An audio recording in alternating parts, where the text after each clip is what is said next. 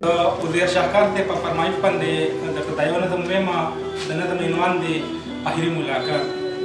وایي چې د دردېدلي زړه دوا مې نه شوه، د دې روان شوي زړه دنیا مې نه شوه، نن یې پخپله راته داسې ووي په غریب نیولې انداز سواله راله، په ګلابي مخ یې سیلاب د اوښکو لکه باران د په شکال ورېدو.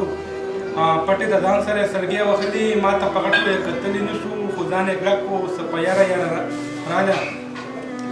ما ته په غټو یې کتلی نه شو، خو ځان یې کلک کړو زما خواله راله.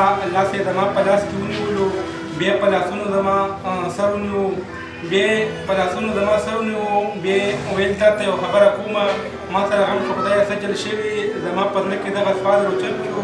ما وی که پلار یې خبر شوي په مونږ، زما د لاسه خونه دم وختو، زر په عیبت مې ورته داسې ووي شا په کلدر ووایه څه چل شوي. د هغې وخت کې په سپین مخ بهېدې، خبره یې کوله خو کوي یې نه شوه، سلګو نیولې سلګو نه پرېښوده. بیا یې په لاسونو زما لاس ونیول، سترګو زما ته یې مخامخ کړې سترګې، په خپلو لاس یې زما لاس ونیول، جوخته زما تر څنګه ودرېدله. راته یې وي زما نه زړه صبر کا، زما لوظونه او وعدې دروغ شو، زه د ټول عمر شوم جدا له تا نه، کامله ده درنه قسمت ګله کړم. زه خپل بابا د ماما زوی له ورکړم، زما او ستا قسمت په نه و شوي.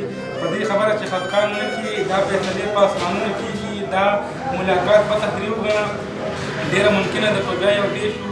ما چې د یار د نرمو سرو شونډو نه د جدایۍ خبره واورېدله، نو په ځان پوه نه شوم، راپرېوتمه دم را نه وغوښتو، بېدمه شومه، سترګې مې واړولې د یار سترګو ته، د نوي یار مبارکي مې ورکړه.